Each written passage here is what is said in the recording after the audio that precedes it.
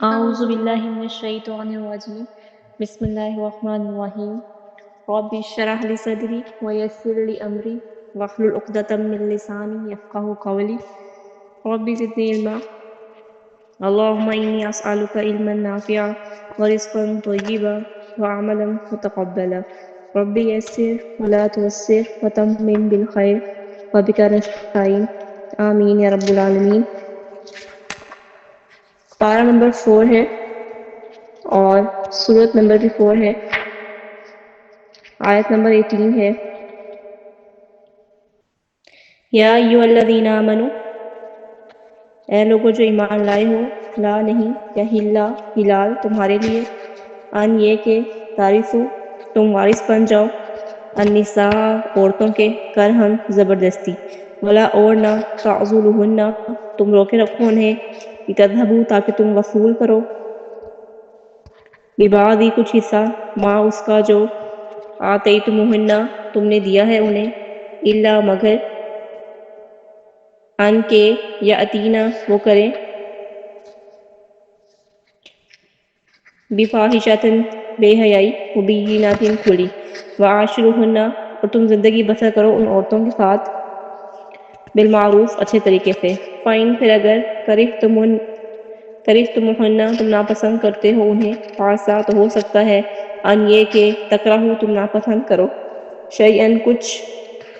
ویجعل اور رکھ دی ہو اللہ تعالیٰ نے،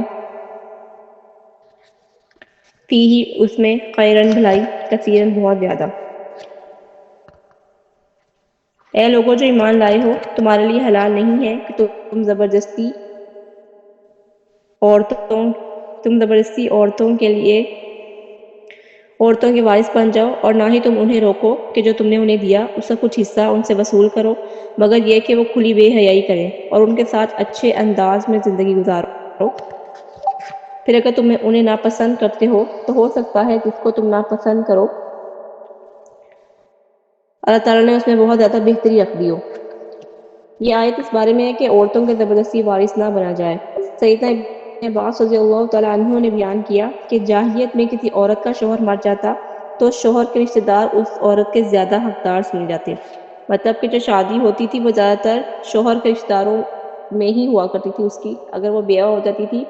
تو دوبارہ شادی کے رشتے آتے تھے وہ شوہر کے رشتہ داروں کو ہی پریفرنس دی جاتی تھی، اور شوہر کے رشتہ دار جو ہوتے تھے وہی اس چیز کا زیادہ حق رکھتے تھے۔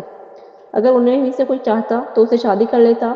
پھر وہ جس سے چاہتے اسی سے اس کی شادی کرتے، اور چاہتے تو نہ کرتے۔ اس طرح عورت کے گھر والوں کے مقابلے میں بھی شوہر کے رشتہ دار اس کے زیادہ مستحق سمجھے جاتے تھے، مطلب کہ وہ عورت ان کی ملکیت ہو جاتی تھی اس کے شوہر کے رشتہ داروں کی، وہ چاہتے تو اسے کہیں اور شادی کر سکتے تھے، اگر وہ نہ چاہتے تو اس کی کہیں شادی نہ کرتے، اور چاہتے تو خود اپنے میں سے ہی اس کی شادی کر دیتے۔ یہ صرف حق تھا شوہر کے گھر والوں کو، اس لیے وہ زبردستی جو ہے وارث بن جاتے تھے، اور عربوں میں مرنے والوں کے ورثاء اس کی بیوی کے حقدار بن جاتے تھے، اگر چاہتے تو نکاح کر لیتے اور چاہتے تو اس کا کسی اور کے ساتھ نکاح کر کے مہر حاصل کرتے، اگر چاہتے تو گھر میں معطل عضو کی طرح رکھ چھوڑتے، نہ نکاح کرتے نہ چھوڑتے، یہاں تک کہ وہ اپنے نفس کو معاوضہ دے کر چھڑاتی تھی۔ عربوں میں یہ رواج بھی تھا کہ جو شخص بیوی کو طلاق دے دیتا تو یہ شرط عائد کرتا کہ وہ صرف اس جگہ نکاح کرے گی جس کی اجازت دوں گا، عورت اس کو مہر لوٹاتی اور دوسرے تحفے بھی واپس کر دیتی۔ بعض اوقات بیوہ کو چھوٹے بچے کے لیے بند رکھا جاتا تھا، بعض اوقات یتیم لڑکی کو بند رکھا جاتا تھا تاکہ ولی کا لڑکا بالغ ہو جائے اور وہ اس کے ساتھ نکاح کرے۔ بعض جگہ یہ رواج تھا کہ شوہر کے فوت ہونے کے بعد ولی عورت پر کپڑا ڈال دیتا تھا اور اسے تمام لوگوں سے روک لیتا تھا، پھر چاہتا تو نکاح کر لیتا ورنہ قید کر دیتا تھا۔ اسلام نے مرنے والے کی بیوی کو بطور میراث حاصل کرنے کو ناجائز قرار دیا اور اسے قید کر کے معطل عضو بنانے کی ممانعت کر دی ہے۔ بیویوں کو نقصان نہ پہنچایا جائے، اس سے ان کا مال ہے، یعنی بیویوں کو اس نیت سے نقصان نہ پہنچاؤ کہ وہ تنگ آ کر سارا یا آدھا مہر کا کچھ حصہ اپنا کوئی حق چھوڑ دے، مطلب انہیں اتنا تنگ نہ کرو کہ ان کو اپنا مہر دے کے جو ہے وہ جان چھڑانی پڑے۔ سیدنا ابن عباس رضی اللہ تعالیٰ عنہ سے روایت ہے کہ وَلَا تَعْضُلُوهُنَّ کے معنی یہ ہے کہ ان پر جبر و قہر نہ کرو۔ اسلامی نقطہ نظر سے یہ حلال نہیں ہے کہ عورتوں کو تنگ کر کے ان کا مہر کا کچھ حصہ اڑانے کی کوشش کی جائے۔ انسان اس وقت مہر اڑانے کی کوشش کرتا ہے جب وہ علیحدگی کا فیصلہ کر لے، تب وہ جھوٹے الزام لگاتا ہے، ظالمانہ کاروائیاں کرتا ہے تاکہ بیوی گھبرا کر بھاگ جائے وہ ضد میں آ کر مہر چھیننے کی کوشش کرتا ہے۔ مہر چھیننا عہد کی خلاف ورزی ہے، اس عہد کی پابندی ضروری ہے، کیونکہ جو مہر اللہ تعالیٰ نے مقرر کیا ہے اس کو آپ زور زبردستی کر کے یا ظلم کر کے عورتوں پر مہر واپس نہیں لے سکتے۔ یہاں اللہ تعالیٰ نے ایسے شوہر کو حکم دیا ہے جو اپنی بیوی سے نفرت کرتا ہے، اگر عورت کھلی بے حیائی یعنی زنا کا ارتکاب کرے تو جو مہر اس نے دیا ہے اسے لوٹا لے، اور اگر بیوی نہ مانے تو اسے مجبور کرے کہ اگر بیوی بدکار ہے، اس نے کوئی ایسی حرکت کی ہے، پھر آپ اس کے ساتھ زور زبردستی کر کے مہر واپس لے سکتے ہیں، لیکن اگر اس نے ایسی کوئی بدکاری نہیں کی تو پھر اس سے مہر لینا بالکل جائز نہیں ہے۔ عورتوں تو اس نے سلوک کا اللہ تعالیٰ نے حکم دیا ہے،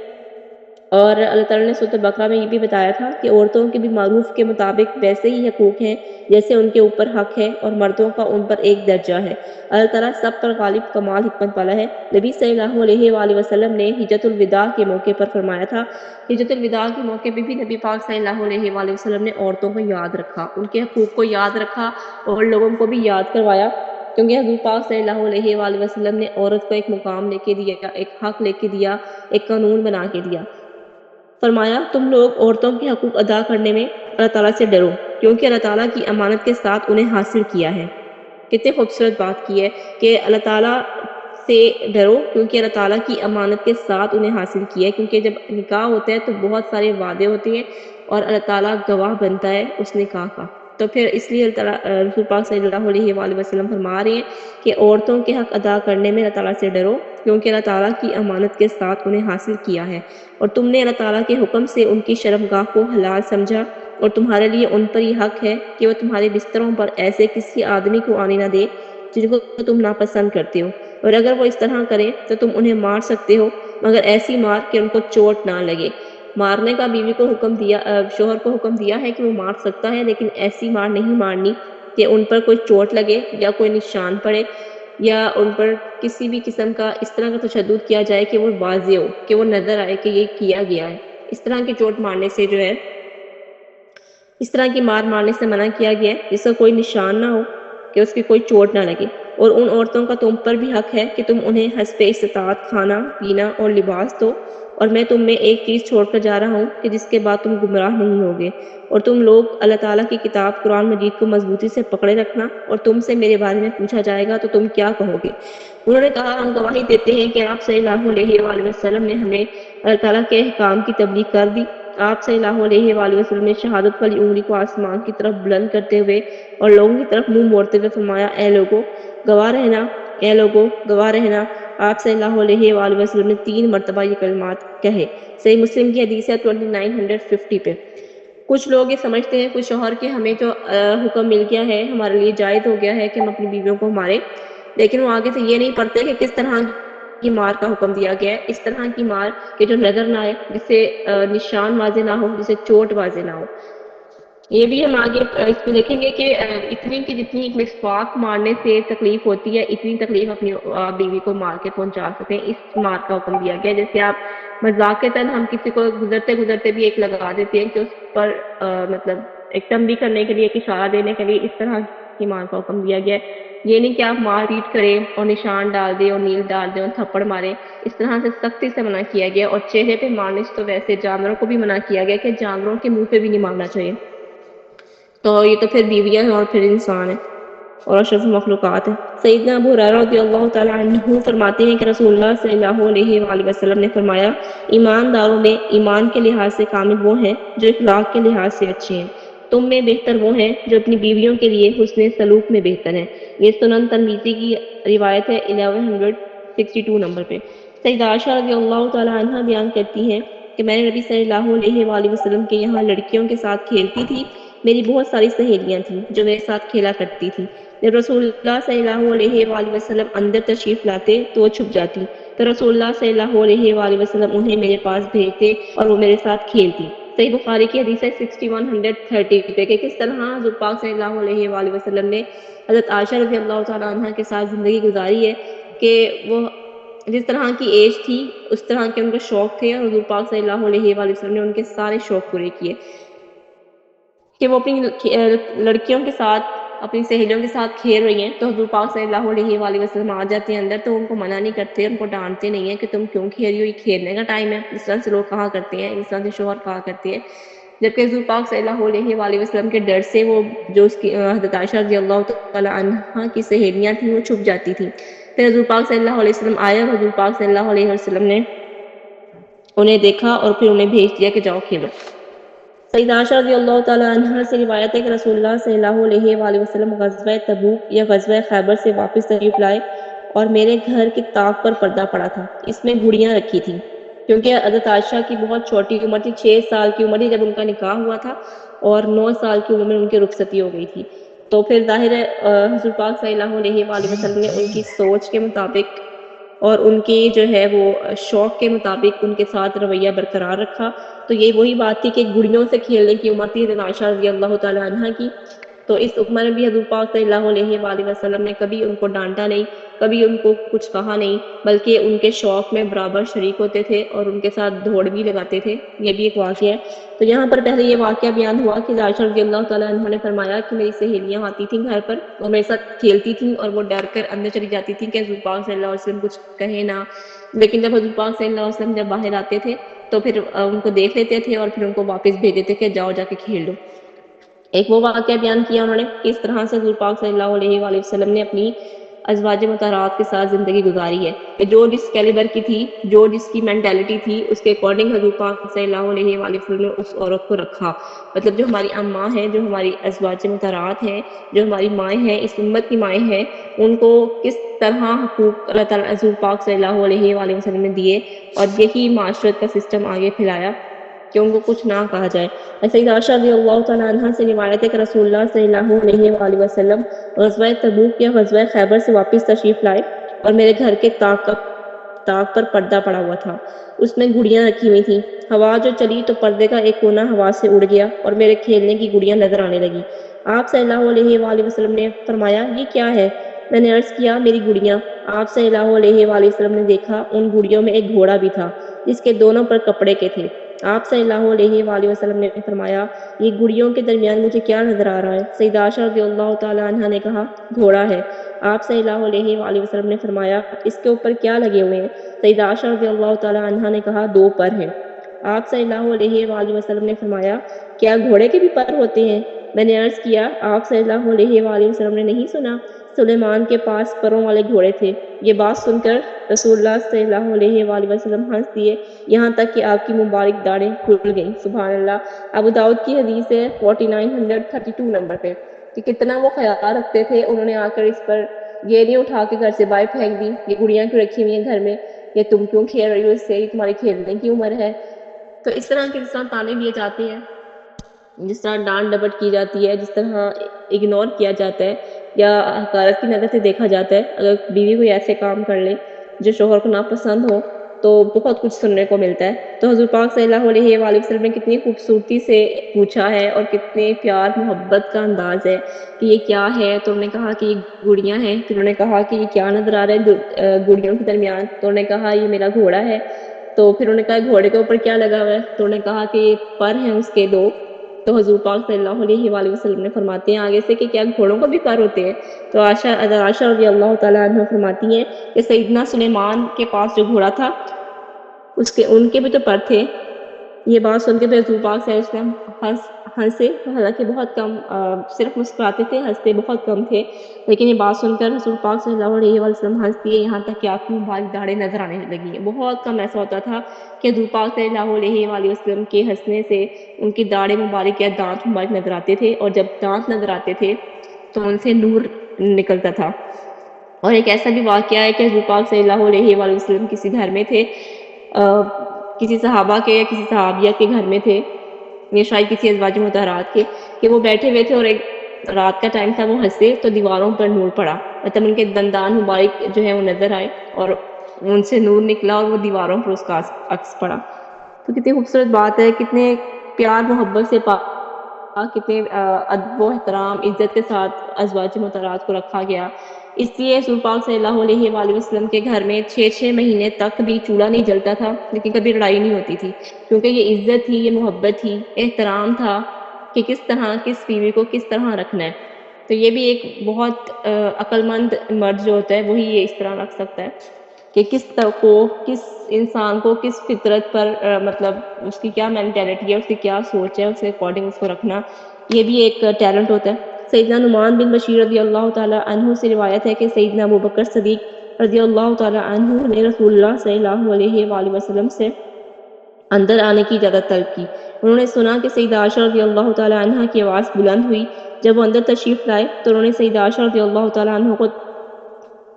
تماچا مارنے کے لیے پکڑا اور فرمایا، میں دیکھ رہا ہوں کہ تم رسول صلی اللہ علیہ وآلہ وسلم پر اپنی آواز بلند کر رہی ہو۔ ابو بکر صدیق رضی اللہ تعالیٰ عنہ جو ہے ان کی بیٹی تھی حضرت عائشہ، جو کہ حضور صلی اللہ علیہ وآلہ وسلم کی زوجہ تھی۔ تو وہ جب اندر تشریف لائے تو انہوں نے دیکھا کہ جو ان کی بیٹی ہے عائشہ رضی اللہ تعالیٰ عنہ، وہ حضور پاک صلی اللہ علیہ وآلہ وسلم سے اونچی آواز میں بات کر رہی ہے۔ تو انہوں نے ان کو پکڑا، عائشہ رضی اللہ تعالیٰ عنہ کو تھپڑ مارنے لگے تھے۔ تو اس پر اور فرمایا کہ میں دیکھ رہا ہوں کہ تمہاری آواز رسول اللہ صلی اللہ علیہ وآلہ وسلم کی آواز سے بلند ہو رہی ہے۔ آپ صلی اللہ علیہ وآلہ وسلم نے ان کو روکنا شروع کر دیا تو سیدنا ابو بکر صدیق غصے سے باہر نکل گئے۔ جب وہ باہر تشریف لے گئے تو رسول اللہ صلی اللہ علیہ وآلہ وسلم نے سیدہ عائشہ سے فرمایا، دیکھ لیا کہ میں تم کو اس شخص سے یعنی تمہارے والد سیدنا ابوبکر صدیق رضی اللہ تعالیٰ عنہ سے کس طرح بچایا۔ سیدنا ابوبکر صدیق کئی دن تک نہ آئے۔ اس کے بعد جب تشریف لائے اور رسول اللہ صلی اللہ علیہ وآلہ وسلم سے اندر آنے کی اجازت مانگی اور انہوں نے دیکھا کہ دونوں ایک دوسرے سے رضامند ہو گئے ہیں، یعنی آپ صلی اللہ علیہ وآلہ وسلم اور سیدہ عائشہ رضی اللہ تعالیٰ عنہ کا ملاپ ہو گیا، تو سیدنا ابوبکر صدیق رضی اللہ تعالیٰ عنہ نے فرمایا، آپ مجھے اپنی صلح میں بھی شامل کرو، اس طریقے سے مجھے لڑائی میں شامل کیا تھا۔ رسول اللہ صلی اللہ علیہ وآلہ وسلم نے فرمایا، ہم نے شامل کیا۔ ابو داؤد کی حدیث ہے 4999 نمبر پہ۔ جب بھی دو انسان اختلاف کہہ لیں یا تھوڑی سی اونچ نیچ ہو جاتی ہے، کچھ ایسی باتیں ہو جاتی ہیں کہ انسان کو زیادہ نہیں تو تھوڑا بہت غصہ آ جاتا ہے، جبکہ وہ نبی صلی اللہ علیہ وآلہ وسلم کی وائف تھیں، ان کی زوجہ تھیں، لیکن پھر بھی کچھ ایسی جہاں پر بھی دو انسان رہتے ہیں وہاں پر کی چیزیں ہو جاتی ہیں۔ تو اس کا بھی طریقہ حضور پاک صلی اللہ علیہ وسلم نے فرمایا کہ سیدنا ابوبکر صدیق کو بھی غصہ آیا، تو لیکن حضور پاک صلی اللہ علیہ وآلہ وسلم نے ان کو جو ہے وہ مارنے سے منع کر دیا، عائشہ رضی اللہ تعالیٰ عنہ کہ ان کو مارنا نہیں ہے۔ وہی بات آ جاتی ہے کہ اگر مارنا الاؤ ہوتا، بیوی پہ ہاتھ اٹھانا الاؤ ہوتا، وہ تو پھر باپ تھے، وہ تو مار سکتے تھے، وہ شوہر تو نہیں تھے، وہ تو باپ تھے حضرت ابوبکر صدیق، تو پھر بھی حضور پاک صلی اللہ علیہ وآلہ وسلم نے باپ کو بھی حق نہیں دیا کہ وہ عورت پہ ہاتھ اٹھائے۔ تو یہاں سے ہمیں دیکھنا چاہیے۔ سیدنا انس رضی اللہ تعالیٰ عنہ سے روایت ہے کہ رسول اللہ صلی اللہ علیہ وآلہ وسلم ایک سفر میں تھے اور ایک سیاہ فام غلام جسے انشا کہا جاتا تھا وہ شعر پڑھ رہا تھا، تو رسول اللہ صلی اللہ علیہ وآلہ وسلم نے اس سے فرمایا، افسوس اے انشا، شیشوں کے ساتھ آہستہ آہستہ چل۔ صحیح مسلم کی حدیث 6036 نمبر پہ۔ سیدنا عبداللہ بن عمر رضی اللہ تعالی عنہما سے روایت ہے کہ رسول اللہ صلی اللہ علیہ وآلہ وسلم نے فرمایا، دنیا متاع ہے یعنی سامان ہے، اور دنیا کا بہترین مال نیک بیوی ہے۔ یہ صحیح مسلم کی حدیث ہے 3649 نمبر پہ۔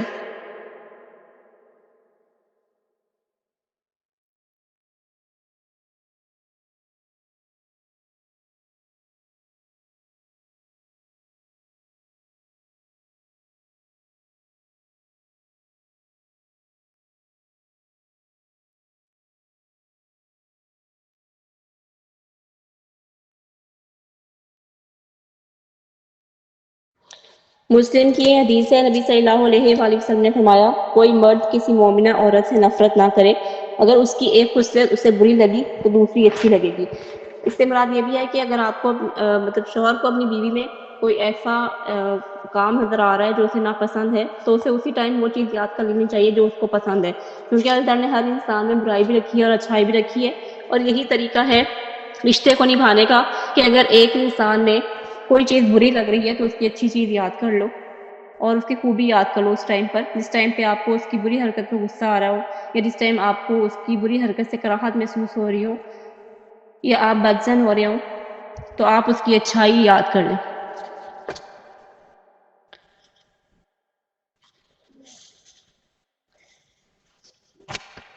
شوہر اور بیوی کے تعلقات میں خرابی آ جانے کی صورت میں بھی شوہر برداشت کرے تاکہ پہلے ہی جھٹکے میں رشتہ نہ ٹوٹ جائے۔ سیدنا عمر رضی اللہ تعالیٰ عنہ نے ایک شخص کو نصیحت کی جو اپنی بیوی کو اس بنا پر طلاق دینا چاہتا تھا کہ اسے اپنی بیوی سے محبت نہ تھی،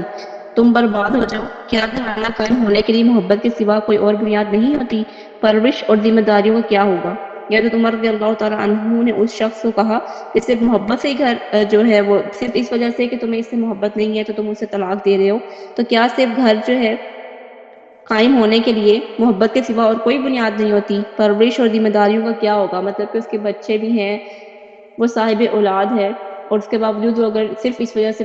کہ مجھے اس سے محبت نہیں ہے یا میرا دل اس سے بھر گیا ہے تو میں اب اس کو طلاق دے دیتا ہوں، تو اس طرح کی طلاق دینا بھی جائز نہیں ہے۔ آیت نمبر 20 ہے وَإِنْ اور اگر تم ارادہ کرو استبدیلا بدلنے کا زوجن بیوی کو مکانن جگہ زوجن بیوی کے واتیتم اور دیا ہو تم نے احداہن ان میں سے ایک کو قنطارن خزانہ فلا تو نہ تأخذو تم واپس لو منہ اس میں سے شیئن کچھ بھی اتأخذونہ کیا تم لوگے اس سے بہتانن بہتان لگا کر واسمن اور گناہ کر مبینہ کھلا۔ اور اگر تم ایک بیوی کی جگہ دوسری بدلنے کا ارادہ کرو، مطلب کہ تم دوسری شادی کرنا چاہو اور تم نے ان میں سے ایک کو خزانہ تک دے رکھا ہو، مطلب اپنے اگر سپوز کے ایک بیوی کو اپنی ساری جائیداد ساری پراپرٹی دے رکھی ہے اور اب آپ چاہتے ہیں کہ آپ دوسری شادی کریں اور آپ اسے خزانہ جو ہے آپ نے اس کو دیا ہوا ہے تو بھی اس میں سے تم کچھ واپس نہ لو، کیا تم اسے بہتان لگا کر اور کھلا گناہ کر کے اسے واپس لے لو گے؟ مطلب تم کوئی ایسا بہانہ بناؤ گے کہ اس پہ بہتان لگے، اس پہ بدکاری کا جو ہے بہتان لگاؤ، یا کچھ اس کے ساتھ اتنی زور زبردستی کرو یا کچھ اس پر ظلم کرو کہ وہ تنگ آ کر اپنا مال جو ہے یا اپنی پراپرٹی جو آپ نے اس کو دی ہوئی تھی وہ آپ واپس لے لو، تو اس چیز سے بھی اللہ تعالیٰ نے منع کیا ہے۔ یعنی اگر کوئی اپنی بیوی چھوڑ کر دوسری عورت سے نکاح کرنا چاہے تو اس کے مہر میں سے کچھ بھی واپس نہ لے، اگرچہ اس نے اسے مہر میں خزانہ ہی کیوں نہ دیا ہو۔ یہاں خزانے سے مراد وہ مال ہے جو حق مہر کی صورت میں دیا جا چکا، اگر خود طلاق دی ہے تو حق مہر واپس نہ لو، کیونکہ حق مہر تب واپس ہوتا ہے جب عورت خود خلا لے لیکن اگر جب مرد طلاق دے دیتا ہے تو پھر حق مہر پر مرد کا کوئی حق نہیں ہوتا۔ اور اللہ تعالیٰ نے جہاں یہ کہا ہے کہ تم اسے بہتان لگا کر واپس لوگے، کیا تم اسے بہتان لگا کر یہ ناحق ظلم، جھوٹے تانے یا کھلے گناہ یا عظیم سے گناہ، مطلب تم کس حد تک جا کے تم اس سے واپس ہوگے؟ اور ایسا ہی ہوتا ہے، بہت برے برے الزامات لگتے ہیں، بہت تانے دیے جاتے ہیں اور بہت بہتان ہوتے ہیں، بہت تہمتیں لگائی جاتی ہیں اور بہت ذلیل کیا جاتا ہے عورت کو، پھر جا کے جو ہے وہ اسے طلاق بھی دے دی جاتی ہے اور اس سے حق مہر بھی لے لیا جاتا ہے۔ اور اللہ تعالیٰ نے کہا کہ ایک گناہ عظیم ہے، اس سے بچو۔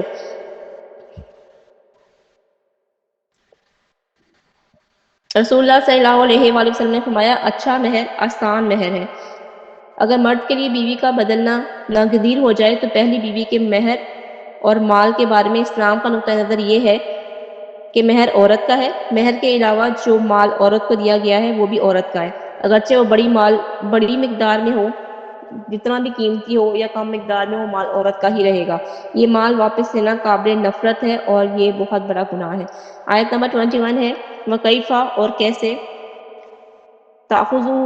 تاخذونہ تم لے سکتے ہو اسے، وَلَقَدْ حالانکہ یقیناً افضا صحبت کر چکے بعضکم تم میں سے بعض الی بعض بعض کی طرف، وَأَخَذْنَا اور وہ لے چکی ہیں منکم تم سے میثاقاً عہد غلیظاً مضبوط۔ اور تم وہ کیسے لے سکتے ہو حالانکہ تم ایک دوسرے سے صحبت کر چکے ہو اور وہ تم سے مضبوط عہد بھی لے چکی ہیں۔ عورت سے مہر واپس نہ لینے کی جو حکمت بیان کی گئی ہے وہ یہ اللہ تعالیٰ نے فرمایا ہے کہ تم نکاح سے پہلے وہ تمہارے لیے حرام تھی، وہ بیوی کے طور پر حلال ہونے کے لیے صرف حق مہر کے عوض راضی ہوئی ہیں، مطلب حق مہر سے ہی عورت حلال ہوتی ہے مرد کے لیے۔ اب جب تم نے صحبت کر لی ہے تو کیسے ہو سکتا ہے کہ حق مہر ادا نہ کرو؟ اس کے ساتھ ساتھ اللہ تعالیٰ نے تم سے بیویوں کے حقوق ادا کرنے کا بھی عہد لے رکھا ہے، جس کا تقاضا ہے کہ تم ان کے ساتھ ظلم نہ کرو اور تم ان سے مہر واپس نہیں لے سکتے۔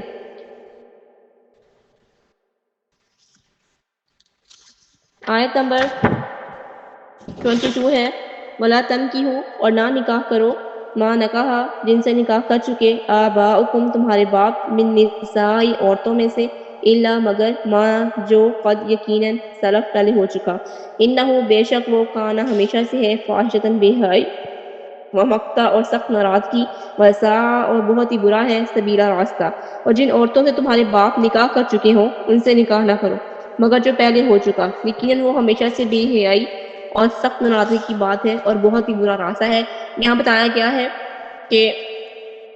ظاہر ہے یہ ہم سب کو پتہ ہے الحمدللہ کہ جو کون سی عورتیں حلال ہیں اور کون سی حرام ہیں، مطلب جن سے نکاح حرام کیا گیا اور جن سے نکاح حلال کیا گیا، کہ جن سے اگر ہمارے باپ مطلب نکاح کر چکے ہوں ان سے کوئی اور مطلب انسان جو ہے وہ نکاح نہیں کر سکتا۔ اللہ تعالیٰ نے باپ کی عزت، تعظیم اور احترام کی وجہ سے حرام قرار دیا کہ بیٹا اپنے باپ کی منکوحہ سے نکاح کرے، حتیٰ کہ اگر باپ نے محض عقد ہی کیا ہو، اس سے مباشرت نہ کی ہو، پھر بھی اس عورت سے بیٹے کے لیے نکاح کرنا حرام ہے۔ سیدنا براء رضی اللہ تعالی عنہ کہتے ہیں کہ میں اپنے ماموں سے ملا تو ان کے پاس جھنڈا تھا، تو میں نے ان سے کہا کہ کہاں کا ارادہ ہے؟ کہا رسول اللہ صلی اللہ علیہ وآلہ وسلم نے مجھے ایک ایسے شخص کی گردن اڑا دینے یا اسے قتل کر دینے کے لیے بھیجا ہے جس نے اپنے باپ کے انتقال کے بعد اس کی بیوی سے شادی کر لی۔ سنن نسائی ہے 3333 نمبر پہ، کہ پہلے دور میں ایسا ہوا کرتا تھا، کتنی جہالت تھی کہ جب شوہر مر جاتا تھا، مطلب کہ باپ مر جاتا تھا، تو بیٹے اپنی ماں سے مطلب نکاح کر لیا کرتے تھے۔ تو اس حد تک جہالت تھی۔ یہ اسلام آیا ہے تو اس نے سمجھائے ہیں طریقے، اسلام آیا ہے تو اس نے عورت کو محفوظ کیا ہے،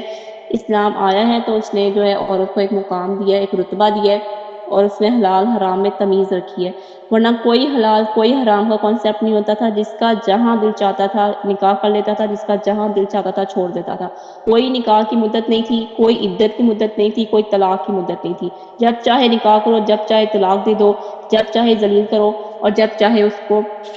جس طرح مرضی اپنی ملکیت سمجھو، اور جو چاہے مرضی اس کے ساتھ کرو۔ اس دور سے ابھی ہم اس کے بعد پڑھیں گے کہ کس طرح زمانے جہالت میں کیا کچھ عورتوں کے ساتھ ہوتا رہا ہے، اور کس طرح اسلام آنے کے بعد عورت محفوظ ہوئی ہے، کس طرح اسلام نے اسے عزت دی ہے، کس طرح اسے حق ملے ہیں، کس طرح اسے وراثت میں حصہ ملا ہے، کس طرح اللہ تعالیٰ نے عورت کو بھی مالدار رکھا ہے، وہ کمائے بغیر اس کے پاس پیسہ کس طریقے سے آ رہا ہے۔ تو آیت نمبر 23 ہے۔ اب اس میں بتایا گیا کہ کون حلال ہیں عورتیں جن کے ساتھ نکاح حلال ہے، اور کون سی عورتیں ہیں جن کے ساتھ نکاح حرام ہے۔ حرمت حرام کی گئی ہیں، علیکم تم پر، امہاتکم تمہاری مائیں، و بناتکم اور تمہاری بیٹیاں۔ یہ اسلام بیٹیاں بھی سب جائز تھیں باپ کے لیے بھی، اور مطلب ماں باپ کا کوئی وہ عزت و احترام کا کوئی رشتہ نہیں ہوتا تھا۔ بیٹیوں کے ساتھ بھی باپ نکاح کر رہے ہوتے تھے، اور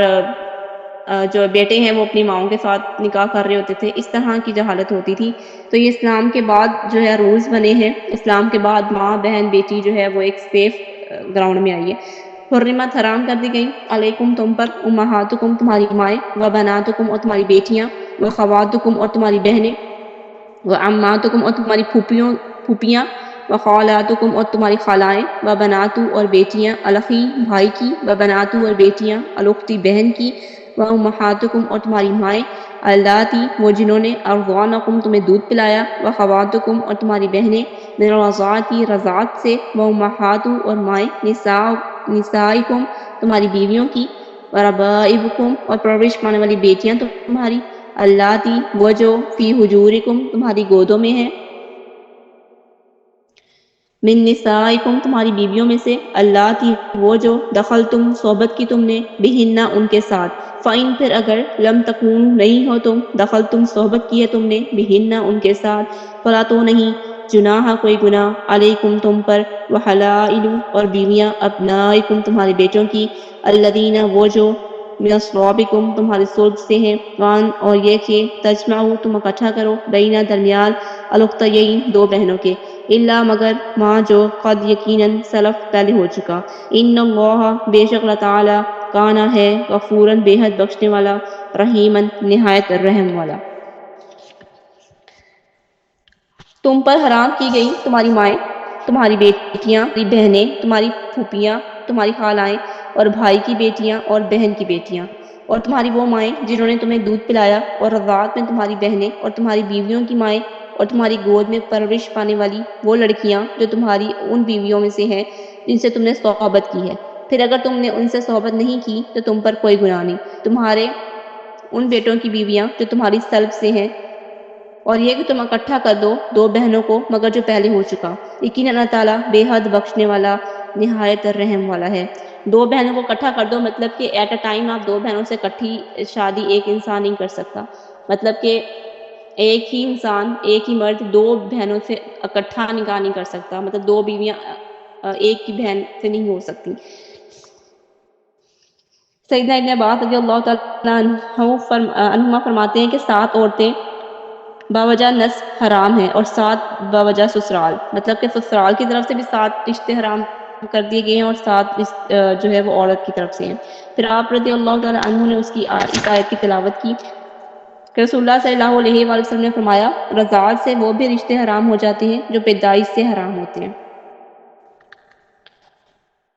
رضائی میں کون کون سی آتی ہیں؟ رضائی مائیں، رضائی بیٹیاں، رضائی بہنیں۔ رضائی مطلب جنہیں دودھ پلانے والے جو رشتے ہوتے ہیں ان سے ریلیونٹ جو بھی رشتے ہوتے ہیں، کیونکہ جب حضور پاک صلی اللہ علیہ وآلہ وسلم کو جو ہے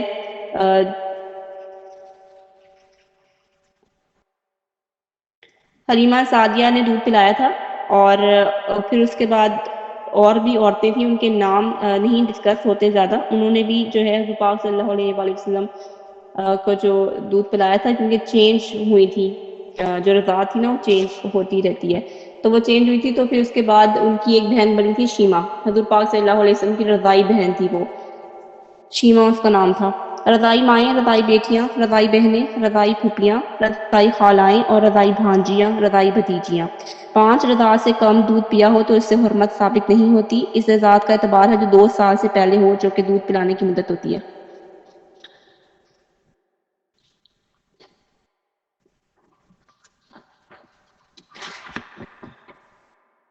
حافظ ابن کثیر رحمۃ اللہ فرماتے ہیں کہ جہاں تک بیوی کا ماں کا تعلق ہے، بیوی کی ماں کا تعلق ہے تو محض اس کی بیٹی سے عقد کرنے ہی سے حرام ہو جاتی ہے، خواہ اس سے مباشرت کی ہو یا نہ کی ہو۔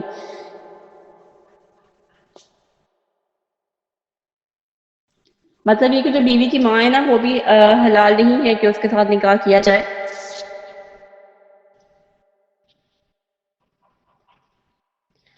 اور یہ وہی بات آ جاتی ہے کہ تم 2 اکٹھا کر کے 2 بہنوں کو، مطلب 2 سگی بہنوں کا نکاح میں جمع کرنا حرام ہے ایک ہی مرد کے ساتھ۔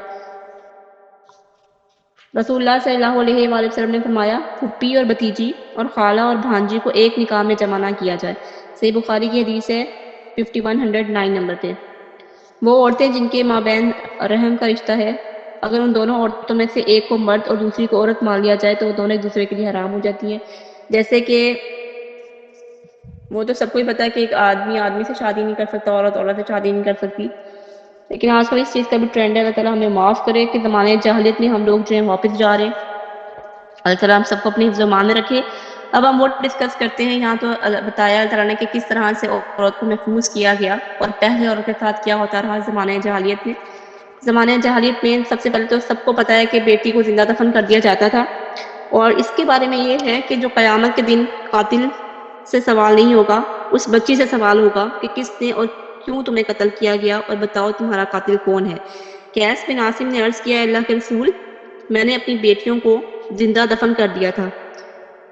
آپ صلی اللہ علیہ وآلہ وسلم نے فرمایا ہر بیٹی کی طرف سے ایک غلام آزاد کرو۔ پھر انہوں نے کہا میں تو بہت سے اونٹوں کا مالک ہوں، تو حضور صلی اللہ علیہ وآلہ وسلم نے فرمایا پھر ایک بیٹی کے بدلے ایک اونٹ کی قربانی کرو۔ ہر بیٹی کے بدلے میں انہوں نے 8 اونٹ ذبح کیے، کیونکہ ایک انسان نے حضور پاک صلی اللہ علیہ وآلہ وسلم سے یہ بھی کہا تھا کہ میں نے اپنی بیٹی کو میں نے خود اپنے ہاتھوں سے جو ہے اس کو زندہ ذبح کیا ہے، تو میں کیا میری توبہ قبول ہو سکتی ہے یا مجھے معاف کیا جا سکتا ہے یا میری بخشش ہو سکتی ہے؟ اس بارے میں بھی سوال کیا تھا، کیونکہ جب یہ پہلے تو اس چیز کو بہت اچھا سمجھا جاتا تھا کہ جس کی بیٹی ہو وہ خود ہی اس کو دفن کر دے، تو اس کو بہت عزت و احترام سے نوازا جاتا تھا کہ تم نے بہت اچھا کام کیا۔ لیکن اسلام لانے کے بعد جب پھر مسلمان ہوئے لوگ، پھر انہیں اپنی چیزیں بتائیں کہ ہم پہلے یہ کرتے رہتے تھے، اس کا ہم پہ گناہ ہے، ثواب ہے، یا کیا کفارہ ادا کرنا ہے، کیا کرنا ہے، تو پھر اس پہ حضور پاک صلی اللہ علیہ وسلم نے بتایا تھا کہ اونٹوں کو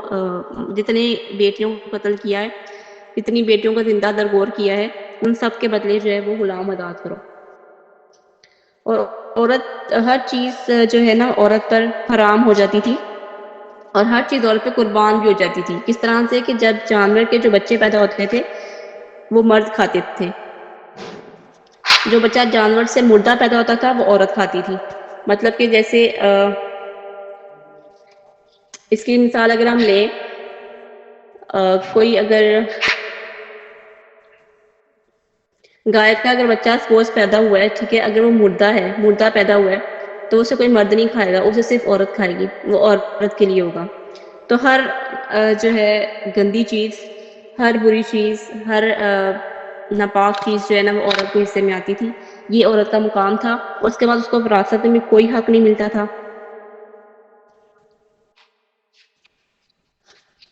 اور نکاح جو ہوتے تھے عورت کے، زواج الولا اس کے نکاح کے نام تھے۔ اس میں ہوتا تھا کہ عورت بہت سے مردوں کی ملکیت ہوتی تھی۔ اور دوسرا نکاح تھا زواج البدل، اس میں ہوتا تھا کہ مرد ایک دوسرے کی بیوی کو بدلتے رہتے تھے، جیسے دوست دوستوں کی بیویوں کو آپس میں بدلتے رہتے تھے، اس طرح کا نکاح ہوتا تھا، اللہ معاف کرے۔ اور نہ اس کے لیے عورت کی اجازت لی جاتی تھی، اور نہ ہی حق مہر دیا جاتا تھا۔ حق مہر کا تو تصور ہی نہیں تھا، وہ تو اسلام نے آ کے حق مہر دیا، کروایا، جس کی وجہ سے عورت حلال ہوئی ایک مرد کے لیے،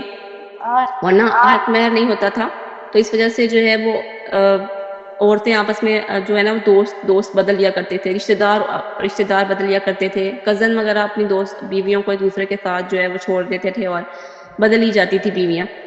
کیونکہ عورتوں کی کوئی حیثیت ہی نہیں تھی۔ اور نکاح متاع، اس نکاح میں یہ ہوتا تھا کہ گواہ کے بغیر نکاح ہو جاتا تھا۔ عورت مرد ایک نکاح کچھ عرصے کے لیے رکھتے تھے، ایک ہفتے کے لیے، ایک ماہ کے لیے، ایک سال کے لیے، پھر دوسرا نکاح کر لیتے تھے، مطلب نکاح کی کوئی مدت نہیں تھی۔ تو سوچیں جب عورت اس حد تک ذلیل ہوتی ہو